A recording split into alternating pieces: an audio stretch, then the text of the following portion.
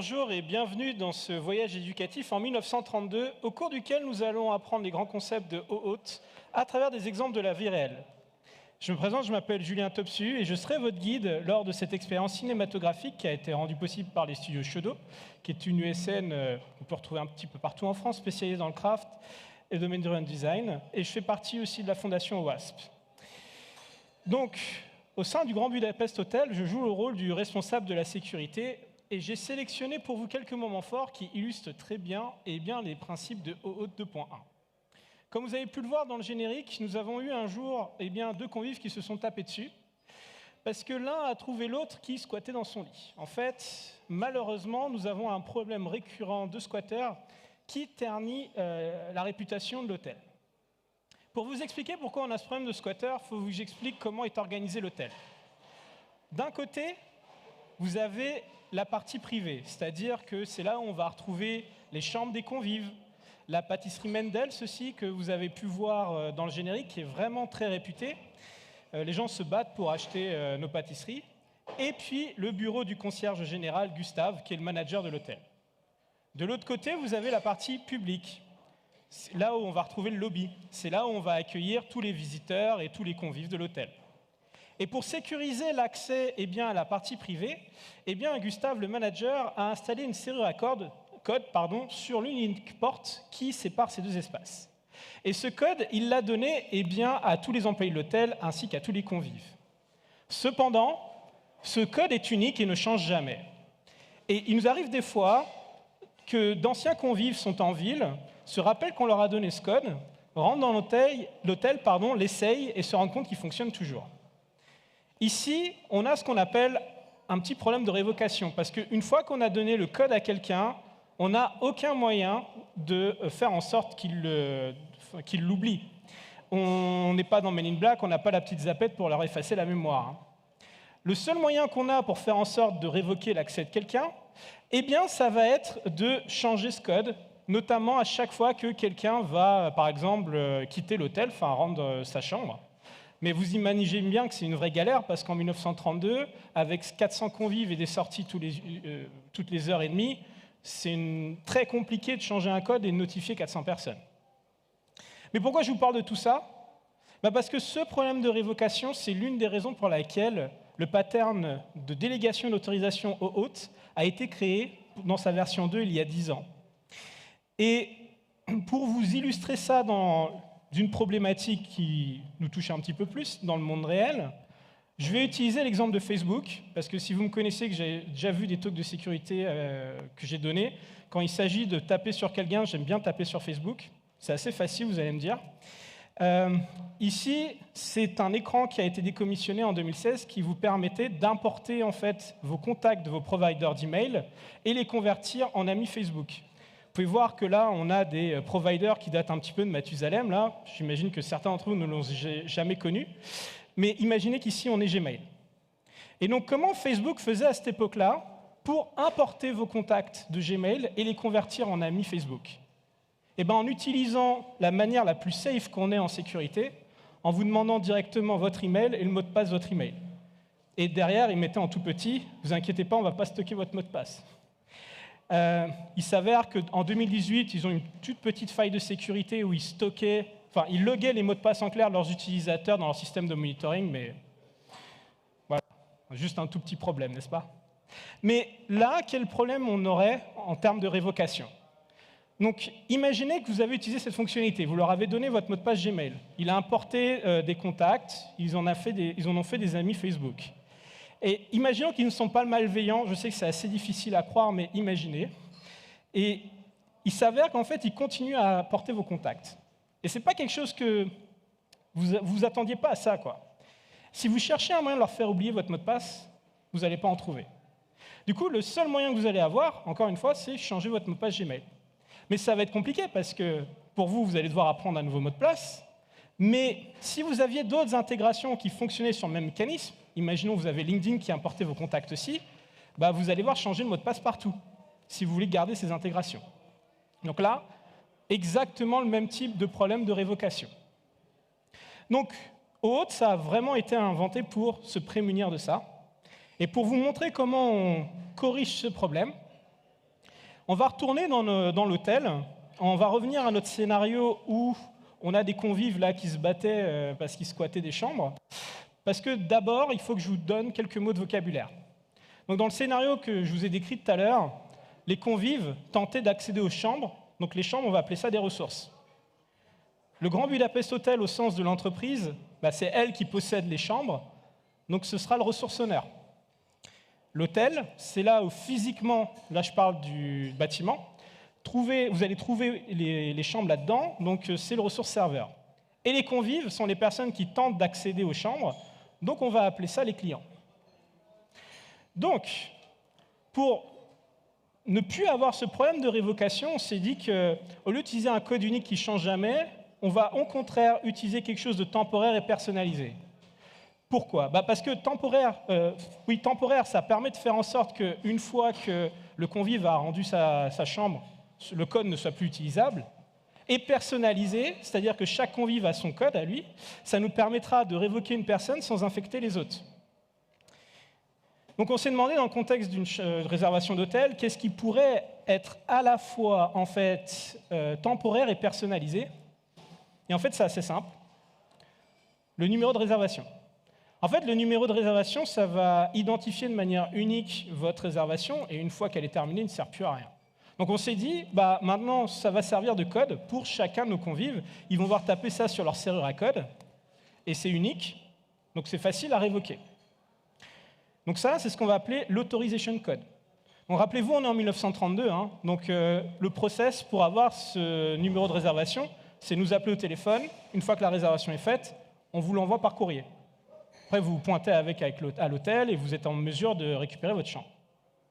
Donc là, on a corrigé notre problème de révocation, mais vous allez voir que l'hôtel est une véritable passoire en termes de sécurité. On a plein d'autres problèmes.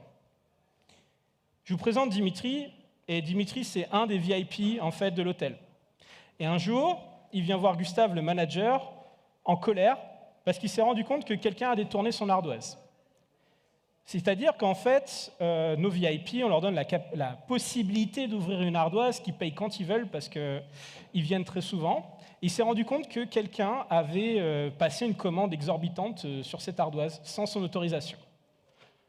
On a fait quelques investigations et on s'est rendu compte que ça venait de pâtisseries. Je m'explique. Je vous l'ai dit, elles sont très réputées, les gens se battent pour les avoir. Donc on a décidé de se lancer dans un nouveau business pour faire un petit plaisir à nos VIP. C'est-à-dire que maintenant, quand ils sont en bas des pistes de ski et qu'ils veulent une pâtisserie, ils ont juste à nous appeler et on vient leur livrer. Bon, comme ce n'est pas notre métier en fait de faire la livraison de repas, on s'est associé, on a fait un partenariat exclusif avec un spécialiste du domaine qui s'appelle Robert Hitz. Et toute ressemblance avec une figure du Parti communiste des années 90 sera peut-être fait exprès. Mais donc, c'est eux qui vont livrer les repas pour nous. Donc, comment fonctionnait le process à l'époque ? Si Dimitri voulait en fait commander une pâtisserie, il avait juste à appeler Robert Hitz. Mais Robert Hitz, les employés de Robert Hitz, devaient faire en sorte de vérifier que Dimitri était bien un VIP et qu'il avait bien une ardoise au sein de l'hôtel. Le seul moyen qu'ils avaient de faire ça, c'était de lui demander son numéro de compte et son mot de passe au sein du Grand Budapest Hotel. Et à cette époque-là, c'était OK pour tout le monde que Dimitri leur donne ce genre d'informations. Cependant, un jour, à l'autre bout du téléphone, on a eu un employé malveillant chez Robert Hitz. Et cet employé, à la suite, est allé appeler Gustave, le manager de l'hôtel, et s'est fait passer pour Dimitri. Donc, il lui a dit, c'est Dimitri, j'ai envie de faire une dinguerie, je vais me péter le bide, là, je vais faire une commande de malade, vas-y, je veux passer commande. Gustave lui dit, pourquoi pas, mais d'abord, je veux bien m'assurer que c'est toi à l'autre bout du téléphone, Dimitri. Donc, donne-moi ton numéro de compte et ton mot de passe. Les voici. Oui, parce que cet employé malveillant vient détourner ces informations à Dimitri juste avant. Et là, Gustave n'a aucun moyen de savoir que ce n'est pas réellement Dimitri à l'autre bout du téléphone. Donc il faut savoir qu'à chaque fois que vous allez divulguer votre mot de passe à un tiers, ce tiers va être en capacité d'usurper votre identité. C'est pour ça qu'il ne faut jamais le faire. Et il faut éviter de donner les mots de passe d'autres comptes, de certains systèmes à d'autres, parce que vous risquez de tomber dans ce problème. Donc comment on fait pour se prémunir de ça, sur ce problème d'imposture ? On s'est dit qu'il fallait arrêter de divulguer les credentials, c'est-à-dire l'identifiant et les mots de passe de nos utilisateurs, au tiers, qui est ici Robert It. Donc on a changé totalement notre process. Maintenant, quand Dimitri va commander auprès de Robert It, il sait qu'il ne doit plus jamais donner ce genre d'informations, c'est trop critique. On lui a dit. Mais on a aussi dit aux gens de Robert It de ne plus jamais demander les mots de passe de nos utilisateurs. Mais là, ils vont avoir un problème. Comment vont-ils être en mesure de vérifier que Dimitri est bien VIP et qu'il a bien une ardoise au sein de l'hôtel, parce qu'ils ne le connaissent pas? Et bien là, ils n'ont pas le choix. Ils vont devoir faire appel à quelqu'un dont ils ont confiance et dont ils savent qu'il sera en mesure de leur apporter cette information. Et là, il s'agit de Gustave. Gustave, c'est le manager de l'hôtel, ils le connaissent. Ils ont contractualisé ensemble. Donc, ils vont mettre Dimitri en pause dans l'appel, et ils vont appeler Gustave, et ils vont lui demander, est-ce que tu connais cette personne? Il prétend être Dimitri. Est-ce que tu peux vérifier que c'est bien lui? Et ensuite, tu nous rappelles au numéro qu'on vient de te donner. C'est le redirect URI en haut. On est en 1932, donc là, on fait tout au téléphone. OK. Donc là, Robert It transfère Dimitri dans l'appel à Gustave, et eux, ils raccrochent. Et là, on a une communication directe entre Gustave, le manager, et Dimitri, le VIP. Et Gustave doit s'assurer que Dimitri est bien la personne qu'il prétend être. Donc il va demander son numéro de compte et son mot de passe. Et là, pour Dimitri, c'est OK de donner ces informations à Gustave. Pourquoi? Parce que Gustave est le manager de l'hôtel. Il sait que c'est lui qui est responsable de la gestion des comptes des convives. Et notamment, si quelque chose se passe mal, c'est lui qui sera responsable. Donc là, c'est OK de lui donner ces informations-là. Gustave, lui, va être en mesure de vérifier que Dimitri est bien la personne qu'il prétend être. Et si c'est le cas, va rappeler Robert It en mettant Dimitri en pause pour confirmer que c'est bien lui. Ce process-là, c'est ce qu'on appelle l'authentification par tiers. Vous avez deux protagonistes qui doivent travailler ensemble mais qui ne se font pas confiance, ils ne se connaissent pas. Ils n'ont pas d'autre choix de faire appel à un tiers de confiance qui va leur permettre de travailler ensemble. C'est le rôle de Gustave ici, qui prend du coup le rôle de ce qu'on appelle l'Authorization Server. Sa mission, c'est d'authentifier et de protéger le end-user qui est Dimitri. Pourquoi il le protège? Parce qu'en fait, ces credentials, ici, il ne les divulgue jamais à Robert It. Ça reste dans le contexte de l'hôtel, entre lui et Dimitri. Et son rôle, c'est aussi de confirmer les accès du end-user auprès de Robert It, ce qu'il a fait en le rappelant, en disant que c'est bien lui. Mais là, on n'est pas arrivé au bout de la chose, parce que le but derrière, c'est quand même d'aller chercher la pâtisserie à livrer. Et cette pâtisserie, elle est dans la pâtisserie, là je parle de la boutique, c'est cool le français pour ça, donc qui est derrière notre serrure à code. Donc il va bien falloir que les employés de Robert It envoient un coursier qui soit en mesure d'ouvrir cette serrure à code. Donc en fait, quand Gustave va rappeler Robert It, il va aussi donner un authorization code qui est ici le numéro de commande. Ça identifie de manière unique et temporaire la commande, ça marche très bien. Avec cette information, en fait, Gustave va leur passer Dimitri dans l'appel, lui il raccroche. Et là, Robert It va pouvoir demander à Dimitri ce qu'il veut. Un courte-sang, c'est le nom de la pâtisserie dans le Grand Budapest Hotel. Et oui, c'est un vrai film, on me demande à chaque fois, de Wes Anderson. Et grâce à ces informations, ils vont pouvoir dépêcher un coursier et avec le numéro de commande, ouvrir la serrure à code et donc récupérer la commande de Dimitri. Donc là, vous voyez qu'on a distribué un code d'accès temporaire qui permet en fait au tiers, donc qui est Robert It, d'accéder en fait à la pâtisserie sans jamais divulguer le mot de passe du end-user. Alors ce qui est intéressant ici aussi, c'est que cet authorization code, on va avoir un temps bien défini pour l'utiliser. Donc dans la vraie vie, c'est souvent 15 minutes, ça peut être un peu plus. Là, on peut imaginer que c'est 2 heures, même si c'est un faux use case. Et au-delà de ce temps, en fait, il ne sera plus valide, on ne pourra plus l'utiliser. Parce qu'on est, d'un point de vue sécurité, on ne sera pas sûr si là, Dimitri veut toujours de sa pâtisserie. On ne comprend pas pourquoi ça a pris autant de temps, donc on ne veut pas prendre de risques. Et si ils veulent, la Robert It, accéder à la pâtisserie, on va devoir faire tout le process depuis le début.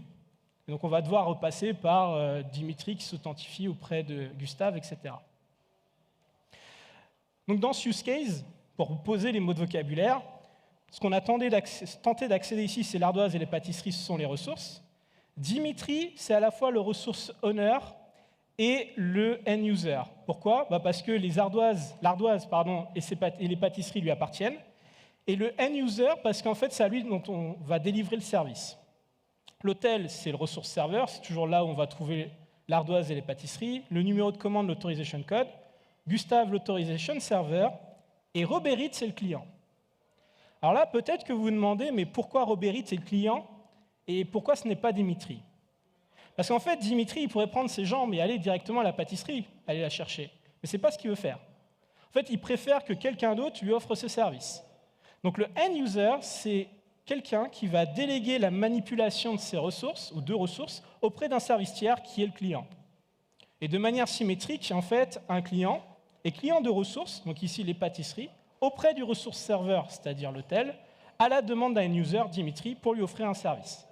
Dans la vraie vie, un client, c'est systématiquement une application.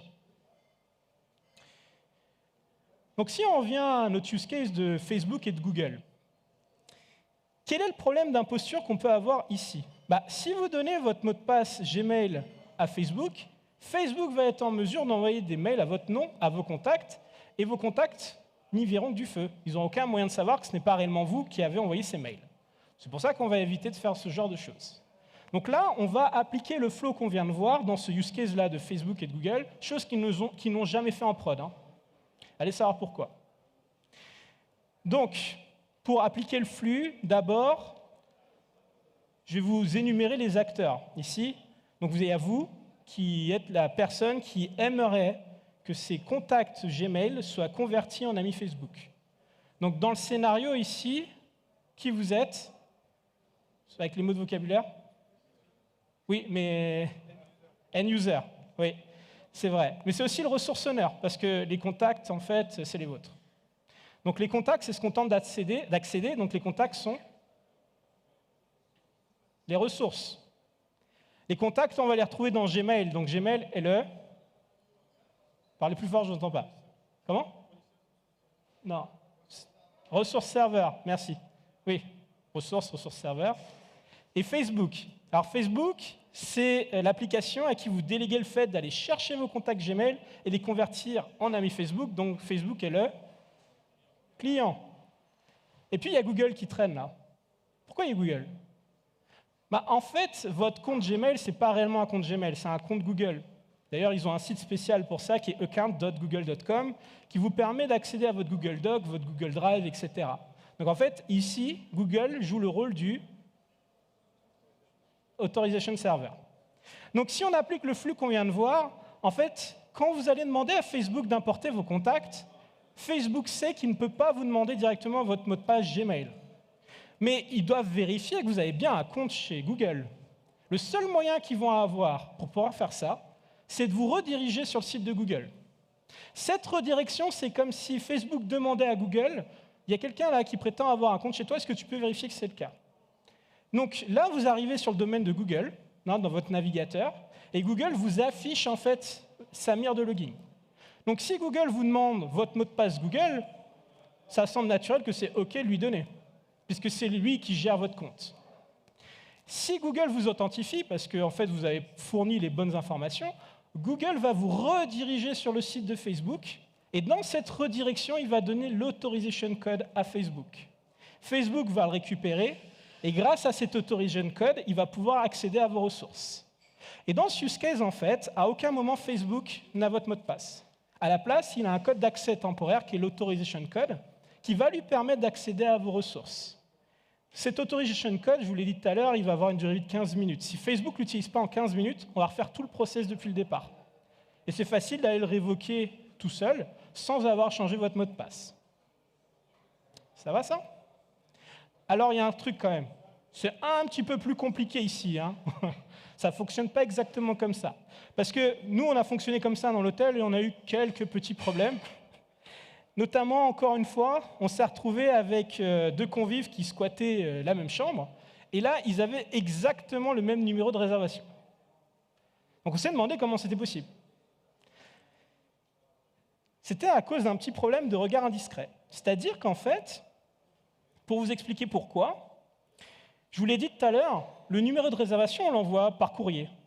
Et le problème d'un courrier, c'est que vous n'êtes jamais sûr que le destinataire l'a reçu, parce que la lettre, elle peut se perdre. Mais il y a un autre problème avec le courrier, c'est que vous ne pouvez pas être sûr que quelqu'un a intercepté et lu la lettre avant son destinataire. C'est impossible, vous ne pouvez pas le savoir.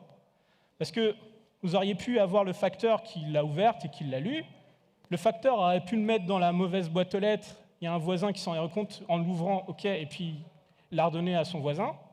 Et là, même pire, en fait, on avait notre convive qui a ouvert sa lettre devant sa boîte aux lettres. Il y a un voisin qui passe, qui jette un œil par-dessus son épaule, qui voit le numéro de réservation.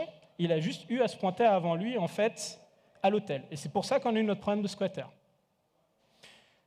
En fait, un envoi par courrier en sécurité, c'est ce qu'on appelle un front channel. Un front channel, c'est un canal de communication où vous ne pouvez pas être sûr que votre destinataire a reçu l'information, comme vous ne pouvez pas être sûr que quelqu'un a intercepté l'information aussi au passage.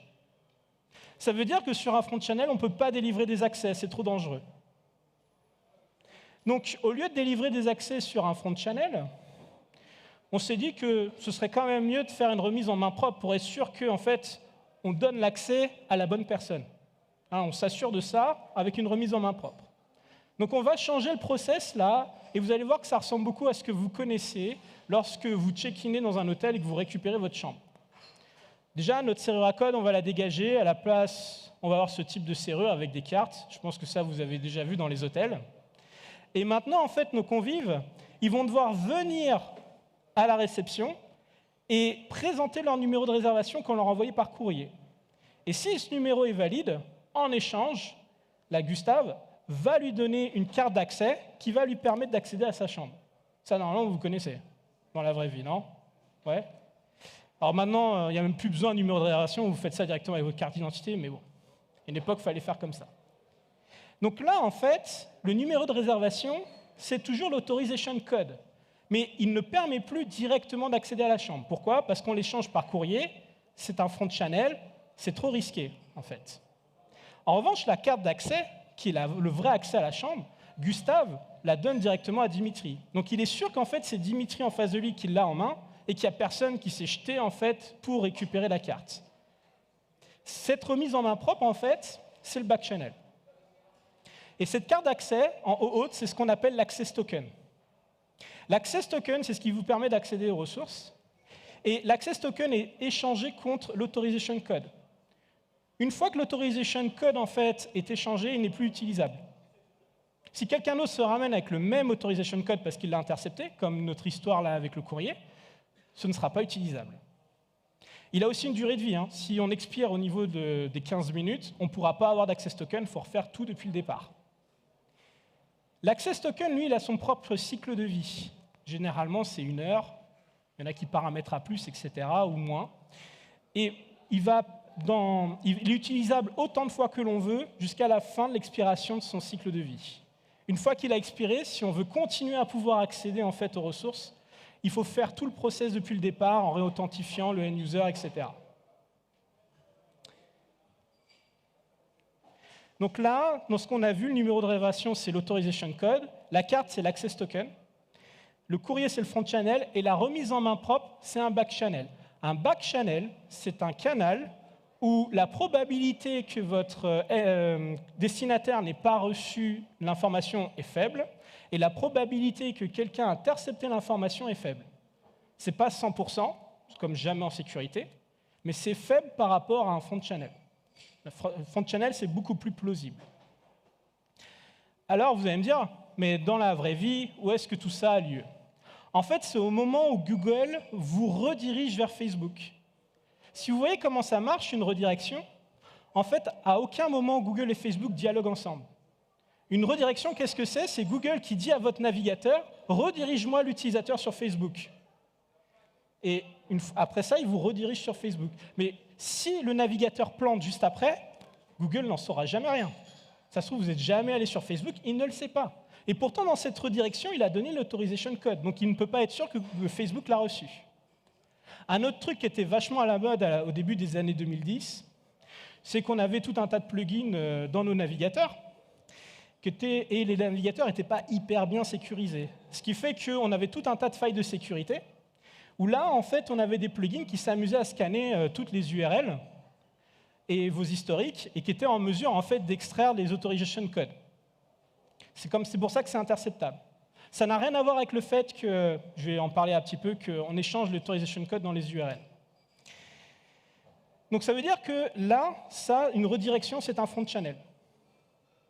C'est pour ça qu'on ne peut pas utiliser l'autorization code pour accéder directement à vos contacts. Vous devez savoir que techniquement, le seul moyen d'échanger de l'information dans une redirection, c'est par les URL. C'est pour cela que vous allez voir l'authorization code dans l'URL. Mais ça reste de l'HTTPS, donc ce n'est pas décodable. Le problème, c'est l'interception au niveau browser. Une fois que Facebook a récupéré cet authorization code, eh bien, il va aller initier un back-channel avec Google pour lui demander de l'échanger contre un access token. Alors, qu'est-ce que c'est que le back-channel là? C'est soit une communication HTTPS entre un serveur back-end de Facebook et un serveur back-end de Google, ou un script hosté sur le domaine de Facebook qui est chargé dans votre navigateur, dont l'origine est Facebook, et qui initie en Ajax un appel HTTPS à Google. Ces deux choses-là sont considérées comme étant des back-channels. HTTPS, c'est connecté, donc on sait si le destinataire a reçu ou pas l'information. Même si ce n'est pas totalement non interceptable, c'est quand même très difficile d'intercepter de l'HTTPS. Ce n'est pas complètement impossible, mais c'est assez compliqué. Donc ça, c'est un canal back-channel, alors que la redirection, c'est un front-channel. Donc Facebook va, dans ce tunnel HTTPS, en fait, donner l'autorization code, et en échange, Google va lui donner l'access token. Et cet access token va permettre à Facebook d'accéder à vos contacts dans Gmail. Ça, normalement, c'est un flux que vous connaissez tous et toutes, si vous avez déjà fait de l'OAuth, qu'on appelle l'implicit flow. C'est le flux le plus utilisé qui permet à une web app, en fait, de faire de l'OAuth 2 vis-à-vis d'un back-end. S'il y a des gens qui utilisent ça en prod, ouais, eh ben, il ne faut pas, parce qu'il est complètement pété. C'était un piège. En fait, le problème, c'est que l'implicit flow, il a un gros trou de sécurité, un gros trou dans la raquette. Et pour vous les expliquer ça, je vais avoir besoin de 2 volontaires. Des personnes qui ont un téléphone et qui ont accès à Internet. Qui veut participer? Vous allez venir avec moi là en plus. Attention, pour certains, ça va être leur première conf. Non, il n'y a pas de volontaire? Vas-y, viens. Je vais te donner un micro. Une autre personne? Ne vous inquiétez pas, hein, je ne vais pas vous mordre. Vas-y, viens, Marine. Hop. Par là, par là. Voilà. Bonjour. Bon, vous acceptez d'être filmé? Oui. Oui, c'est bon. Oui, pas de problème. Ça va? On les entend bien? Ouais. C'est bon? Tu peux parler? Oui, je peux. Donc Marine, on se connaît un peu, et Tanguy, de ce que je vois. Ouais. Alors, je vais vous demander, qui veut avoir le bon rôle et qui veut avoir le mauvais rôle? Shifumi? Pour le bon ou pour le mauvais? Pour le mauvais. Non, c'est pas... on va y passer la conf. Ok. Kiki, Bon, du coup, je suis mauvais. c'est toi le mauvais? Et moi, je suis bon. Ok. Donc là, on va refaire notre histoire de pâtisserie, là, en fait. Tu prends le rôle de Robert Eats, enfin, un employé chez Robert Eats, une employée chez Robert Eats, et toi, tu as un concurrent malveillant. Ok. Tu as infiltré les bureaux de Robert Eats, Ok. et ce qui t'intéresse, c'est d'intercepter les pâtisseries que moi j'ai à l'hôtel. Ok. D'accord? Donc si vous vous rappelez du process, là, tu as un des VIP au téléphone, du coup, tu m'appelles pour que je l'authentifie. Je te rappelle et je te dis, tiens, le numéro de commande, c'est le 42. Ok. Voilà. Toi, tu tournes autour de ça. Tu as peut-être vu que Marine l'a écrit sur un bout de papier, donc tu as vu 42. Ouais. Tu l'as peut-être répété à haute voix pour être sûr que c'est le bon numéro et tu as entendu. Ou pire, tu étais en pause et toi, tu as décroché le téléphone. Moi, j'ai aucun moyen de savoir qu'au bout du téléphone, ce n'est pas un employé de Robert Eats. Le problème d'un téléphone, c'est que c'est un front channel aussi. Donc là, si tu viens à l'hôtel, je voudrais la commande 42. Voilà, tu fais OK. En fait, le truc, c'est qu'elle est dans la pâtisserie, sécurisée par une carte d'accès. Vas-y, tiens, prends-la. Ok. Là, je suis sûr que c'est toi qui l'as. Ouais. C'est un back channel. C'est ça. Voilà. C'est ça l'implicit flow. Parce qu'en fait, il a réussi à intercepter le numéro de commande qui est l'authorization code. Donc là, je vais vous montrer comment on se prémunit de ça. Et là, je vais vous demander de scanner ce QR code. Je vais vous montrer ce qu'il voit. Hein. Vous n'êtes pas obligé de le scanner. Hop. On va voir ça. C'est bon, tu as pu le scanner? Non, Moi, j'ai pas scanné. Non, il était... Pardon. Voilà. Ok. C'est bon? Ouais. Ouais. Donc c'est un site qui recense des fonctions de hash. Il y a des gens qui ne savent pas ce qu'est une fonction de hashing en info. Ouais, bah, de toute façon, je vais réexpliquer. Donc, on change le process. Tu as Dimitri au téléphone, mais là, quand tu m'appelles, je vais te demander 2 informations. Il faut que tu écoutes tout parce que c'est le même but pour toi, c'est d'intercepter la commande. Hein. Ok. Je vais te demander une fonction de hachage. Tu le dis à voix haute. Hein. Donc n'importe laquelle? Ouais, n'importe laquelle. Bah, je sais pas, du chat 512, allez. Du chat 512. Allez hop. Et là, on va faire un tour de magie. Je vais te demander de penser à un numéro, mais tu ne le divulgues pas. D'accord? Ok. Autant de nombres que tu veux, de chiffres que tu veux dans ce numéro. Et tu vas le mettre dans le champ input là, d'accord?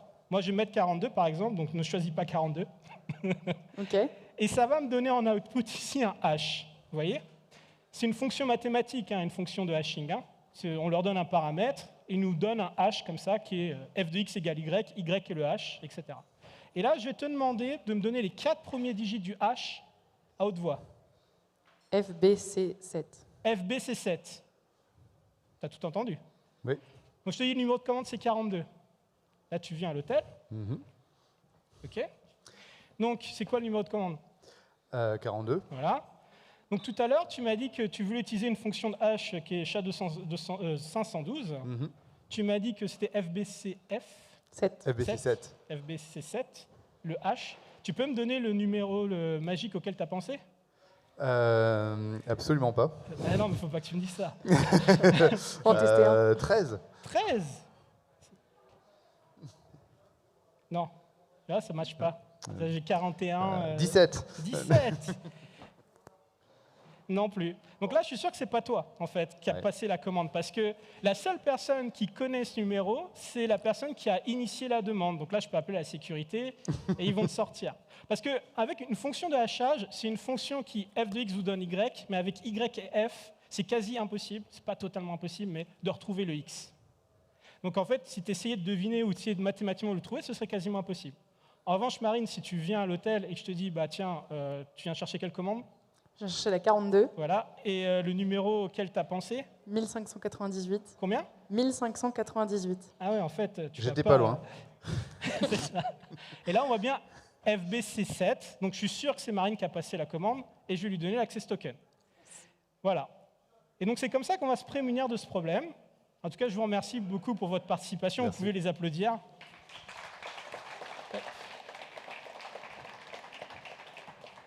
En fait, ce process, vous le connaissez peut-être déjà parce que si vous avez déjà passé une commande sur Amazon, Deliveroo ou Uber Eats, des fois, ça génère un numéro et on vous demande de donner ça au livreur. Ça va permettre au livreur de s'assurer qu'en fait, il va remettre le colis ou la commande à la bonne personne. Le livreur, lui, ne connaît pas ce numéro. Donc en fait, quand il va se pointer, il va dire mais quel est le numéro, il le met dans son appli. Si ça match, il est sûr que c'est la bonne personne en face de lui qui a passé la commande. La grosse différence, c'est que dans le use case que je viens de vous donner avec Amazon, c'est Amazon qui génère le numéro.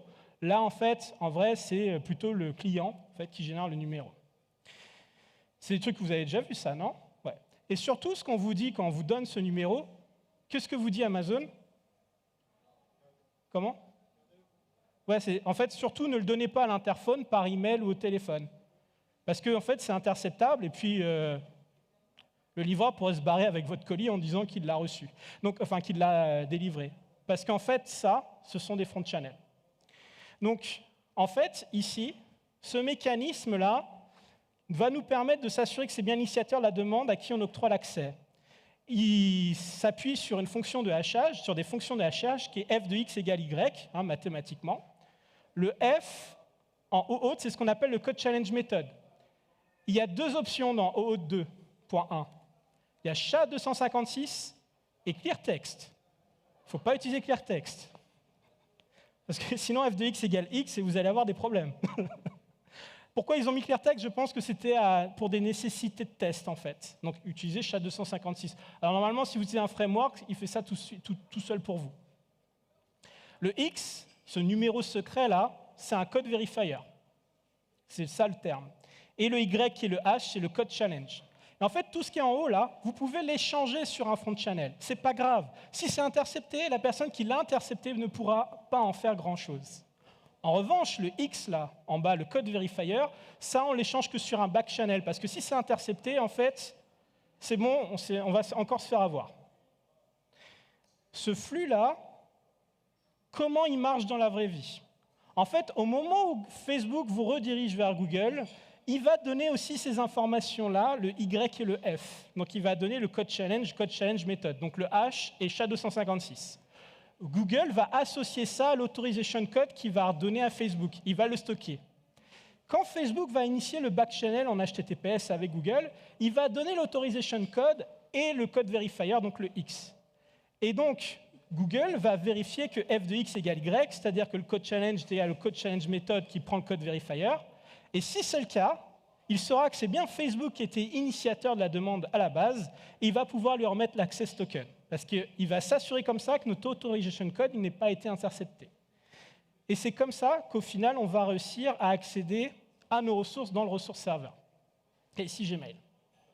Donc ce flux-là, il s'appelle Authorization Code Flow with PKCE, donc en fait PXE, et il remplace l'implicit flow qui est complètement troué et l'Authorization Code qu'on avait avant.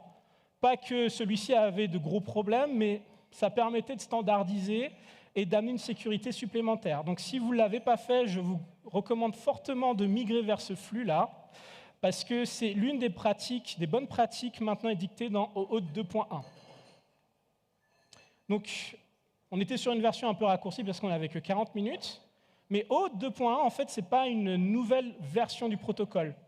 En fait, c'est une RFC, donc une norme, qui permet de comprendre quel est l'état actuel de OAuth. Parce que OAuth, ça a plus de 10 ans, c'est 80 RFC qui s'invalident les unes des autres, et si vous vouliez savoir quel était l'état actuel de OAuth, c'était une galère.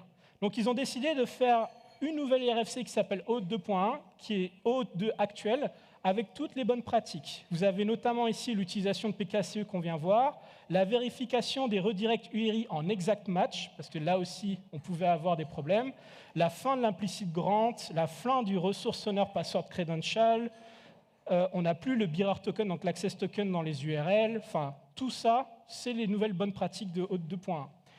C'est toujours en draft au niveau de la RFC, mais c'est implémenté par quasiment tous les authorization servers, Okta, Auth0, etc. Si vous voulez en savoir plus, vous pouvez aller sur ce site internet. Donc c'est tout pour moi. J'espère que ce talk vous aura permis d'en apprendre plus sur OAuth et d'avoir enfin compris dans ses fonctionnements.